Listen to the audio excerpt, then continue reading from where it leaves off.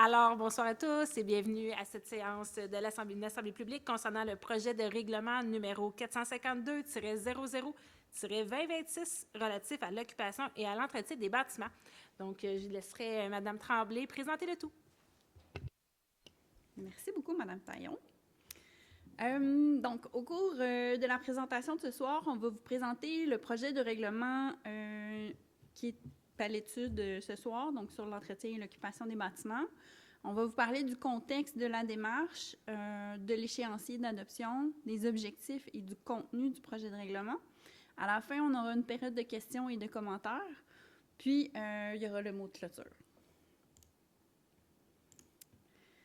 Donc, la loi sur l'aménagement et l'urbanisme exige que chaque municipalité ait un règlement sur l'occupation et l'entretien des bâtiments. Donc, nous, à McMasterville, actuellement, on n'a pas de règlement à ce sujet-là. Donc, on est en train de faire les procédures pour en adopter un, d'où la séance d'information, l'Assemblée de ce soir.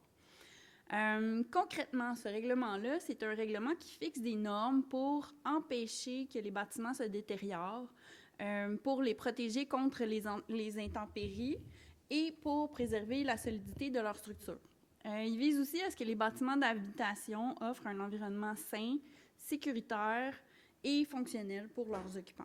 Finalement, le règlement y encourage l'utilisation réelle des bâtiments qui sont destinés à être occupés. C'est un règlement qui s'applique à tous les bâtiments principaux et accessoires sur l'ensemble du territoire de McMasterville. Au niveau de l'échéancier d'adoption du règlement, c'est un règlement sur lequel on a commencé à travailler depuis l'automne dernier.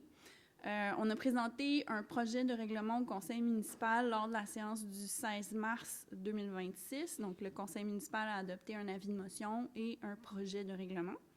On a publié un avis public au sujet pour annoncer l'assemblée de ce soir. Donc, on se retrouve le 30 mars à tenir une assemblée. Suite à l'assemblée de ce soir, on va analyser les questions puis les commentaires qui sont reçus. On pourra faire certains ajustements si nécessaire au règlement, puis on prévoit adopter le règlement le 13 avril 2026 si tout suit son cours normalement. Par la suite, on va transmettre le règlement à la MRC de la Vallée du Richelieu, puis il va entrer en vigueur lorsque la MRC va nous fournir un certificat de conformité. Donc, pourquoi on se dote d'un règlement sur l'entretien et l'occupation des bâtiments? On se dote de ce règlement-là d'abord pour réduire les risques pour la santé et la sécurité des occupants. On veut éviter, par exemple, des problèmes de moisissure ou des problèmes de structure affaiblie qui pourraient mettre des gens à risque. On veut aussi prévenir le dépérissement et la dégradation des bâtiments. Quand un bâtiment se détériore trop, ça devient plus coûteux à le remettre en état. Puis, il peut finir par nuire au voisinage et à la qualité de vie du milieu. On veut aussi protéger les bâtiments contre les intempéries, l'eau, le vent, la neige, un toit qui fuit ou un revêtement très abîmé, si ce n'est pas corrigé. Ça peut causer des dommages importants à la structure d'un bâtiment. Finalement, le règlement il sert à encourager l'utilisation réelle des bâtiments pour éviter qu'ils soient laissés à l'abandon pendant des longues périodes. Les bâtiments inoccupés puis mal entretenus finissent souvent par se détériorer plus vite et peuvent devenir un problème pour le voisinage. On tient aussi à préciser que c'est pas un chèque en blanc, si je peux dire, qui est donné à l'administration municipale. L'objectif, c'est pas d'entrer chez les gens pour des détails esthétiques ou des petites imperfections. Le règlement, il va être appliqué principalement pour les situations qui peuvent affecter la santé et la sécurité des occupants ou compromettre l'intégrité architecturale ou structurale d'un bâtiment. Autrement dit, avec ce règlement-là, on vise les situations qui sont plus sérieuses, pas la gestion du bon goût ou de l'apparence des propriétés. À qui et à quoi s'applique ce règlement-là? Le règlement il va s'appliquer à tous les bâtiments du territoire de McMasterville, autant les bâtiments principaux, résidentiels, commerciaux ou avec un autre usage. Il va s'appliquer aussi aux bâtiments accessoires comme une remise ou un garage. Il va s'appliquer aux bâtiments patrimoniaux ou non, puisque pour la ville de McMasterville, le bien-être et la sécurité des occupants est aussi important, peu importe l'âge du bâtiment. Le règlement il concerne les propriétaires, les locataires ou les occupants, selon les différentes obligations du règlement.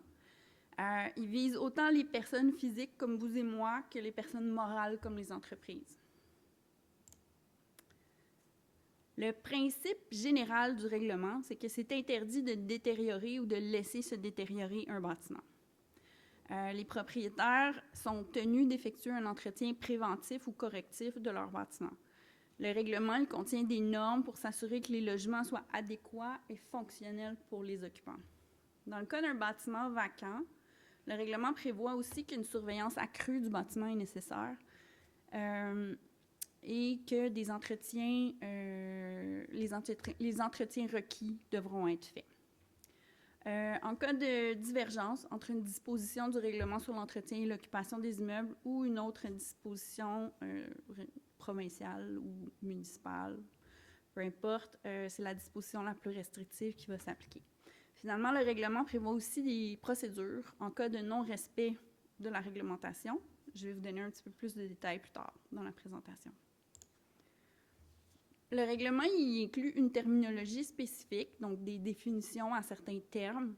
Donc, par exemple, les composantes architecturales caractéristiques, c'est des parties extérieures d'un bâtiment qui sont typiques ou distinctives de l'architecture d'origine d'un bâtiment.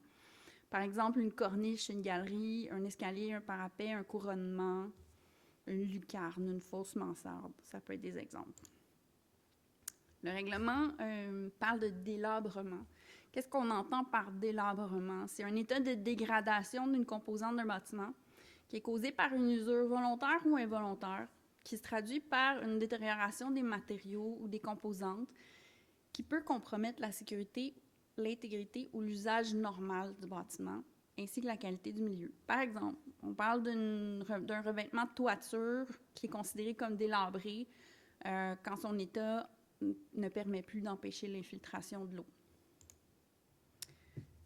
Dans le règlement, on parle d'intégrité architecturale. À ce niveau-là, on parle d'une partie d'un bâtiment, une saillie, un élément décoratif, un parement extérieur, incluant la peinture, la teinture, les gouttières, les ouvertures, qui sont propres au style architectural du bâtiment. Le règlement parle aussi de vétusté. Quand on parle de vétusté, c'est un état de dégradation des composantes de bâtiment, encore une fois, qui est causé par une usure volontaire ou involontaire, et qui accélère la vitesse de dégradation de la composante elle-même ou d'une composante voisine. Contrairement au délabrement, cet état-là n'affecte pas nécessairement les fonctions du bâtiment. Par exemple, on peut considérer comme vétustes des marches d'escalier dont la peinture aurait disparu sous l'effet des intempéries ou des soffites dont les espaces d'aération sont bouchés par un nettoyage défaillant, ce qui causerait de l'accumulation d'humidité sous la toiture. Donc ça, c'est des éléments qui, à court terme, sont peut-être moins graves qu'un élément qui est délabré, comme je l'ai expliqué tout à l'heure, mais qui vont accélérer le dépérissement du bâtiment qui risque de devenir délabré par la suite. Le règlement parle beaucoup de la notion d'entretien d'un bâtiment. Dans le fond, l'entretien des bâtiments, c'est l'ensemble des actions régulières, préventives ou correctives qui sont effectuées pour maintenir un bâtiment et les composantes en bon état de fonctionnement, d'intégrité, de sécurité, de salubrité et d'apparence, et aussi pour prévenir la détérioration ou l'aggravation des dommages. L'entretien doit permettre de protéger le bâtiment contre les intempéries, il doit permettre de préserver l'intégrité de la structure et résister aux charges vives comme le poids de la neige, la force du vent, etc. L'entretien doit aussi inclure la conservation des composantes architecturales caractéristiques qui sont typiques ou distinctives du bâtiment. Au niveau de l'entretien du bâtiment, on va parler d'exemples de mauvais entretien. Par exemple, un mauvais entretien, ça peut être un revêtement extérieur qui est plus étanche, qui permet l'infiltration de l'air, qui permet l'infiltration de l'eau, d'animaux ou de vermine. On parle d'une surface extérieure qui est plus protégée par de la peinture ou du vernis ou par un enduit approprié. On parle de joints de mortier qui sont évidés ou qui sont fissurés. Ça peut être un garde-corps, un escalier ou un balcon qui est instable ou qui est endommagé ou affecté par la pourriture ou de la rouille. Ça peut être un plafond, des murs de fondation qui comportent des trous ou des fissures. Ça peut être une structure qui est inclinée ou qui est déformée ou qui s'affaisse. Un matériau qui est contaminé par de la moisissure, des carreaux de fenêtres qui sont brisés, des cadrages de fenêtres qui sont pourris. Donc, j'ai beaucoup d'exemples que je pourrais vous citer, mais on va s'arrêter là. Mais il y en a plus dans le règlement. Au niveau de l'entretien d'un bâtiment, on a aussi certaines dispositions qui sont spécifiques aux dommages par l'eau ou par le feu, donc dans le cas d'un incendie ou d'un dégât d'eau. Donc, on veut s'assurer que les matériaux qui sont touchés par le sinistre vont être nettoyés, asséchés ou remplacés dans un délai qui est raisonnable. L'objectif, c'est de prévenir les moisissures ou les champignons, par exemple. Si un matériau ne remplit plus ses fonctions, il va devoir être remplacé. Au niveau de l'entretien d'un bâtiment, on veut aussi s'assurer que les propriétaires s'assurent que le système d'alimentation en eau potable soit maintenu en bon état, que le chauffage, la ventilation ou la climatisation soient fonctionnels aussi. Dans le cas d'une habitation, on veut aussi que le système de chauffage soit en mesure de maintenir la température à au moins 21 degrés Celsius. Ça ne veut pas dire d'effectivement tenir cette température-là dans un logement, mais le système de chauffage doit permettre d'atteindre cette température minimum-là. Dans le cas d'un bâtiment qui est occupé, une salle de bain ou une salle de toilette qui n'est pas ventilée naturellement va devoir être ventilée mécaniquement. Un logement va devoir aussi être muni d'un lavabo, d'une toilette et d'un bain ou d'une douche. Le lavabo et le bain ou la douche vont devoir être alimentés par l'eau chaude et l'eau froide. Il va devoir aussi y avoir un espace pour la préparation de repas avec un évier, un espace pour la cuisson et un espace pour un réfrigérateur avec des prises adéquates. L'évier va devoir être alimenté par l'eau chaude et l'eau froide, puis il devra aussi y avoir une hotte au-dessus de l'espace pour l'appareil de cuisson. Ces règles-là, elles visent à s'assurer que les logements soient fonctionnels pour leurs occupants, parce qu'un logement qui n'est pas fonctionnel risque de devenir vacant, ce qu'on ne souhaite pas. Au niveau des bâtiments qui sont vacants, le propriétaire va devoir s'assurer que les ouvertures ou les portes sont verrouillées ou barricadées pour contrôler l'accès au bâtiment. Si le bâtiment est conçu pour être chauffé, la température va devoir être maintenue à au moins 15 degrés Celsius pendant la saison froide, puis l'humidité va devoir être contrôlée également. Malgré ce que j'ai mentionné tout à l'heure, j'ai dit que le système d'alimentation en eau potable devait être maintenu fonctionnel en tout temps. Dans le cas d'un bâtiment vacant, on demande dans le règlement à ce que l'eau potable soit fermée et drainée pour éviter les dégâts d'eau, sauf si le chauffage ou la protection incendie nécessite une alimentation constante en eau pour être maintenu fonctionnel. Le propriétaire d'un bâtiment vacant va devoir assurer une surveillance périodique de son bâtiment. Donc, il va devoir inspecter la toiture, les façades, les ouvertures, les éléments structuraux, puis les installations techniques pour s'assurer que tout demeure en bon état. L'objectif, c'est de s'assurer que les bâtiments vacants demeurent en bon état pour qu'ils puissent être occupés de nouveau, éventuellement. Le propriétaire va aussi devoir tenir un journal d'inspection qu'il va devoir remettre à la ville sur demande. Au niveau de l'application de ce règlement-là, c'est les employés des services de l'urbanisme et du développement durable qui vont être responsables de l'appliquer ou tout autre fonctionnaire qui sera nommé éventuellement par résolution du conseil municipal. Donc, dans l'exercice de ces fonctions, le représentant de la ville va pouvoir, à toute heure raisonnable, visiter un terrain, une construction ou une propriété pour examiner et s'assurer du respect du règlement. Donc, le pouvoir d'inspecter à toute heure raisonnable, bien, ça vient de la loi sur les cités et villes.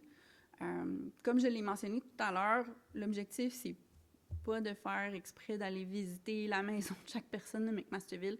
Ça va être vraiment dans les cas où est-ce qu'on se doute que la sécurité ou le bien-être des occupants est en jeu, ou les cas où est-ce que visiblement le bâtiment est en train de devenir vétuste ou délabré, là.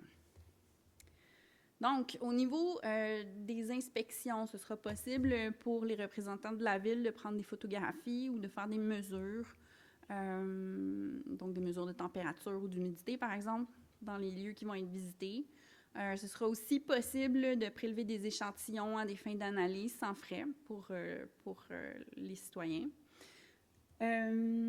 Ce sera aussi possible de faire des relevés techniques avec des appareils de mesure.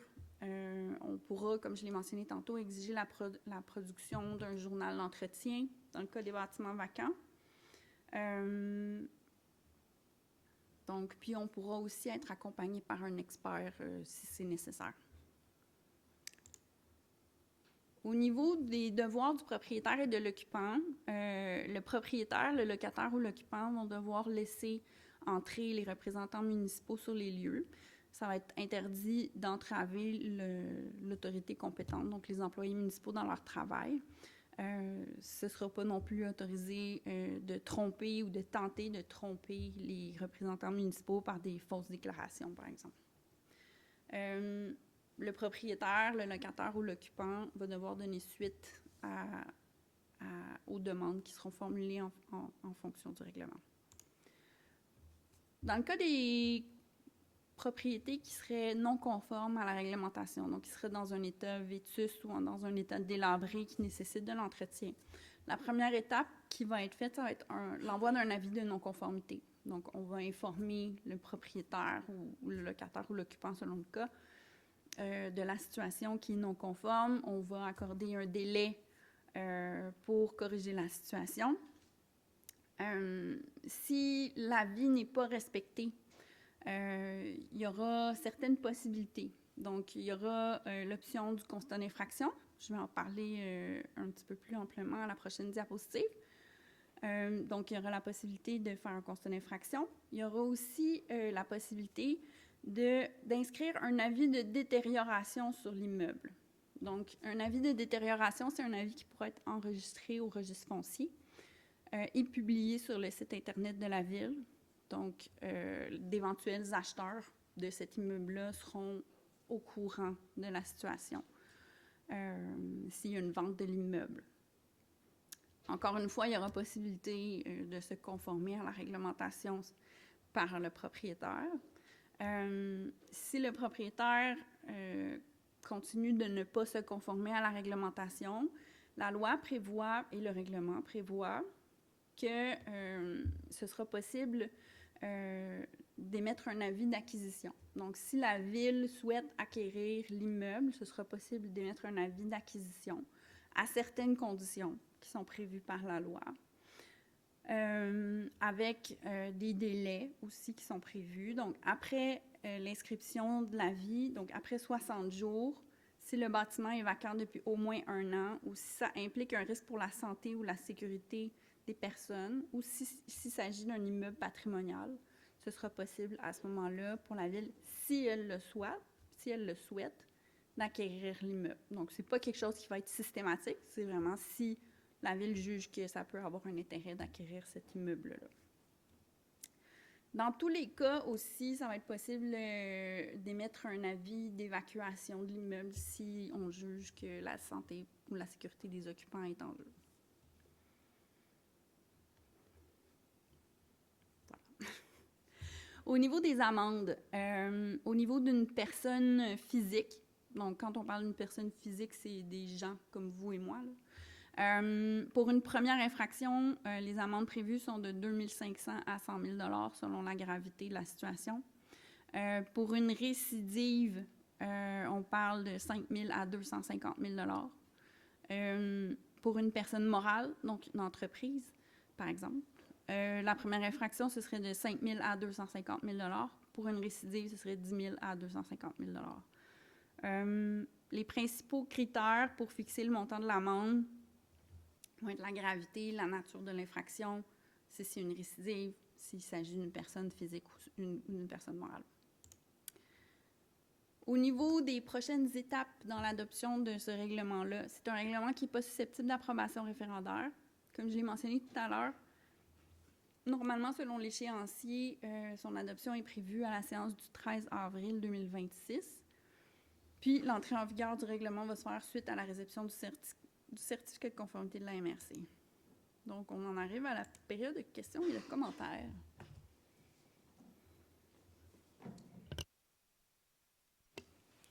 Merci, Mme Tremblay. Je pense que ça a été mentionné, mais il faut juste le rappeler que c'est vraiment le gouvernement qui nous oblige à déposer ce règlement-là. Donc, nous sommes contraints d'y adhérer, donc tout comme la création du comité de démolition et l'inventaire des bâtiments patrimoniaux. Ça fait partie des 3 exigences que le gouvernement a décrétées, je pense que c'est en 2023 environ, quelque chose comme ça, je crois, 21. Donc, on a eu des exigences du gouvernement qui ont descendu. Donc, on est obligé de se conformer avec le tout. Donc, nous sommes rendus à la période des questions. Donc, avez-vous des questions, commentaires? Vous pouvez vous présenter au micro, vous nommer, et on va en prendre connaissance.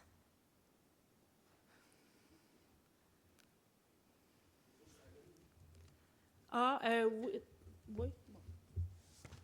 On va peut-être mieux vous voir à la caméra. Je crois que vous me connaissez déjà.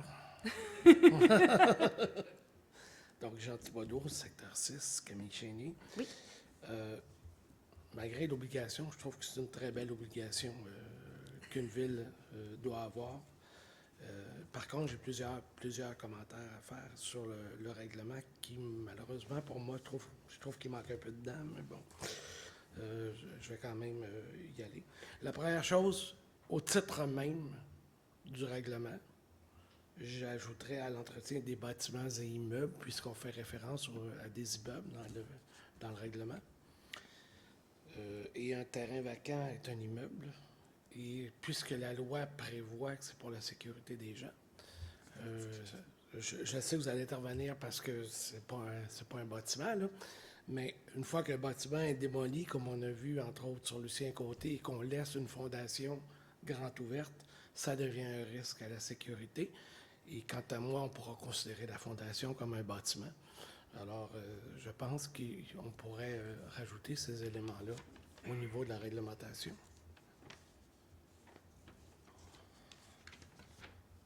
Il faut se rappeler que le but du règlement, c'est avant tout, et c'était mentionné à la présentation, la sécurité, mais moi, je vais aller plus loin. C'est pas uniquement la sécurité des habitants, mais je pense que c'est la sécurité de la population également qui vit avec ces bâtiments-là, surtout ceux qui ne sont pas entretenus ou, vous voyez venir, ceux qui ont passé au feu. Je m'attendais à ce point de votre part, M. Je vais y arriver. Mon deuxième commentaire va aller à l'article 15 sur les ventilations mécaniques des salles de bain. Bien que ce soit tout à fait conforme, l'article tel qu'il est écrit avec les règles de la régie du bâtiment, les recommandations ne sont plus les mêmes aujourd'hui. Alors, aujourd'hui, il est recommandé d'avoir des systèmes de ventilation ou du moins connectés à un système d'échangeur d'air, toute salle de bain, même si elle a une fenêtre, même si elle peut avoir une aération naturelle. Et la raison, elle est bien simple. À moins 20, moins 25 degrés, on n'ouvre pas la fenêtre pour sortir l'humidité. Et de plus en plus, avec les réchauffements climatiques, de plus en plus, les maisons sont climatisées. On n'ouvre pas pour perdre l'énergie qu'on a utilisée. D'une part, on demande d'économiser de l'énergie parce qu'on a besoin d'énergie au Québec. Alors, si on n'utilise pas la ventilation naturelle parce qu'il fait trop froid ou qu'il fait trop chaud, bien là, c'est l'autre risque qui arrive, c'est la moisissure à cause de l'excès d'humidité. Et ça également, on veut éviter la moisissure. Les nouvelles recommandations, encore là, ce ne sont pas encore des règlements, mais ça ne saurait tarder à venir dans les règlements, c'est d'avoir des systèmes de ventilation ou du moins connectés à un échangeur d'air dans les salles d'eau, salles de toilette, salles d'eau. Je crois que le règlement devrait prévoir que toute nouvelle construction devrait respecter cette norme et que toute rénovation devrait respecter cette norme. Je ne pense pas que c'est nécessaire d'aller demander à tout le monde de faire les modifications là, si la maison était déjà construite. Donc, il y aurait une sorte de droit acquis.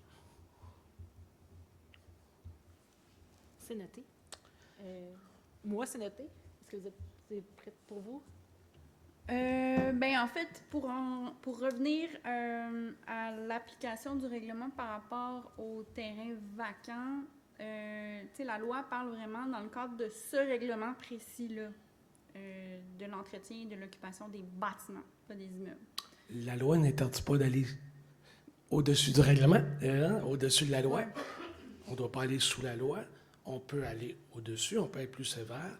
Et je crois qu'on a le droit de le faire. Ouais. Moi, je recommande que ce soit fait. Je prends en note votre commentaire. On va évaluer la situation.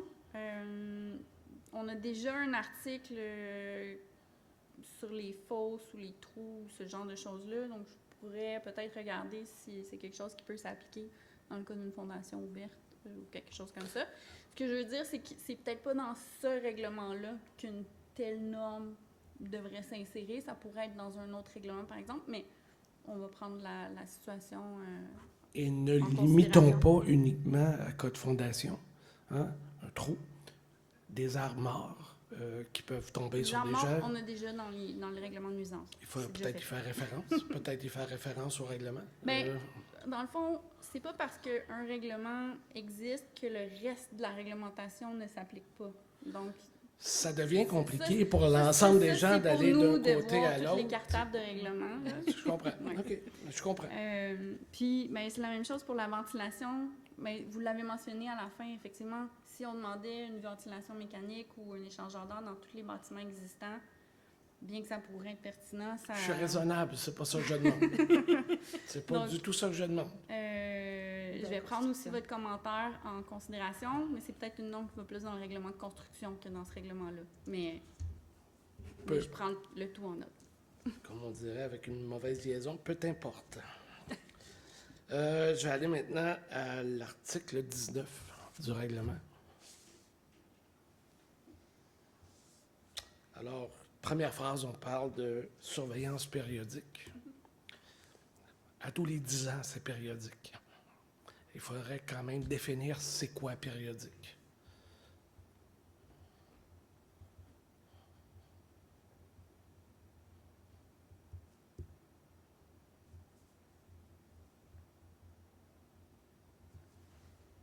Principalement dans le cas de bâtiments vacants ici, qui ne sont pas sous la supervision quotidienne de gens qui y habitent. Là. Je vais aller à l'article 26 maintenant.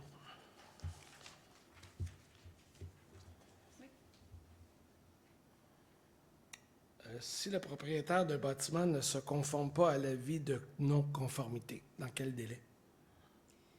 C'est pas indiqué, donc Oui. est-ce qu'on n'aurait pas lieu d'indiquer un délai ou une personne? Si un- c'est dangereux, il faut y répondre, hein? Il ne faut pas attendre. Donc, pourquoi il n'y a pas un délai d'indiquer ici? On y a réfléchi quand on a rédigé le règlement. On a volontairement décidé de ne pas mettre de délai.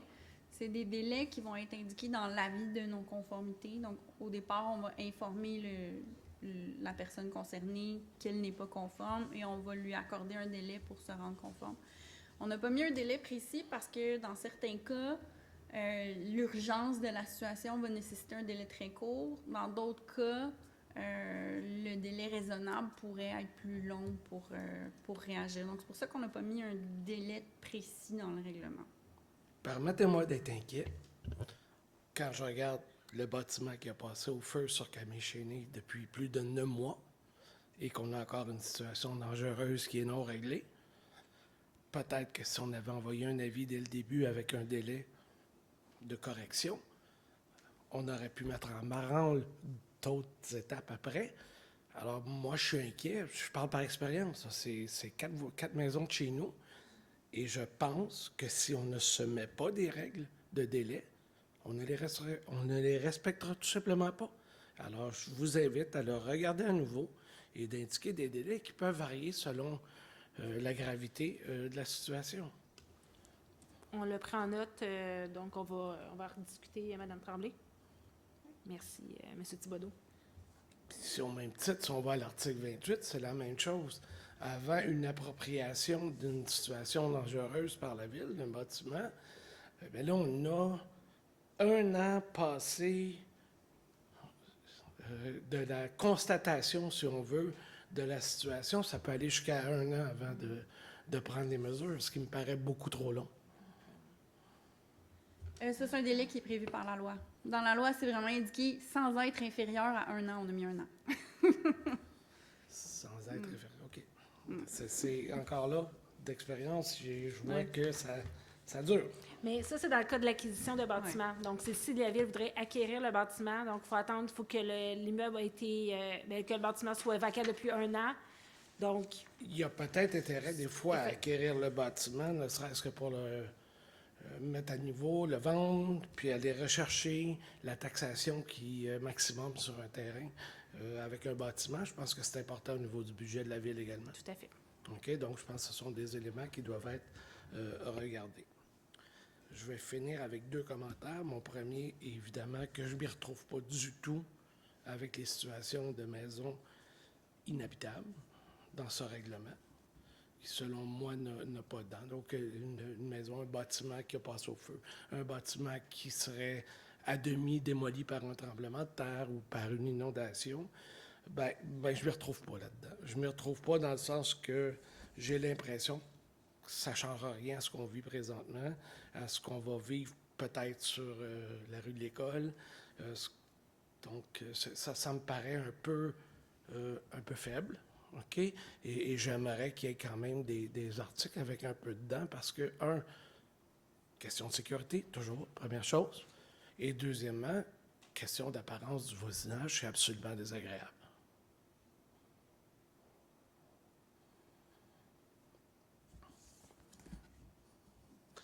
Et mon dernier commentaire va être suite à une des pages de votre présentation sur la visite des inspecteurs. Il est tout à fait vrai, il faudrait compléter parce que dans la loi prévoit quand même qu'on doit aviser et que le propriétaire ne peut pas non plus refuser la visite. L'heure raisonnable, tout heure raisonnable, c'est pas la même définition pour tout le monde. Hein? Quelqu'un qui travaille de nuit, de 9 à 5, c'est peut-être pas raisonnable. Quelqu'un qui travaille, peu importe les heures, il peut avoir toutes sortes de raisons. Je pense que plutôt que d'aller systématiquement comme ça, vous devriez avoir quand même, et pour l'avoir vécu chez moi, c'est pas un droit de passage que vous avez sur nos terrains. Donc, moi, un inspecteur qui grimpe par-dessus la clôture pour aller inspecter la piscine, comme on est chez nous, d'accord? Oui, le voisin le voisin l'a vu, je m'excuse, OK?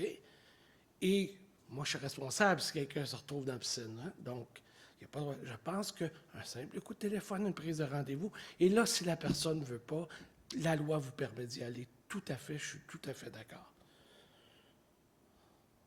Mais je pense que, je ne sais pas si vous avez des inspecteurs contractés, des fois à l'extérieur, probablement, mais surtout dans le cas à l'époque du règlement des piscines, où par le passant, j'étais totalement conforme.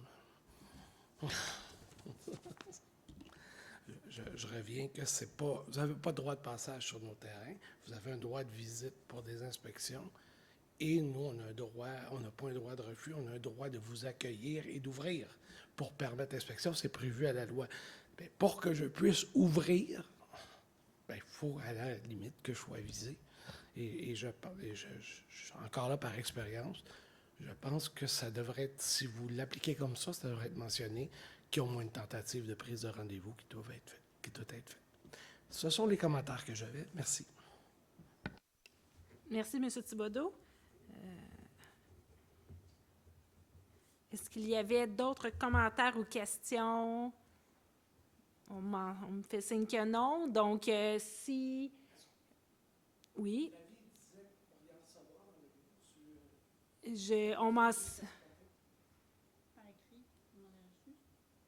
On mentionne qu'on n'a pas reçu de commentaires, de questions, d'avis par écrit. Donc, ça répond à votre question. Donc, s'il n'y a pas d'autres questions, on peut clore la rencontre. Donc, on vous remercie pour vos commentaires et si tout va bien, le règlement va être adopté le 13 avril prochain lors de la séance publique. Un grand merci. Bonne soirée.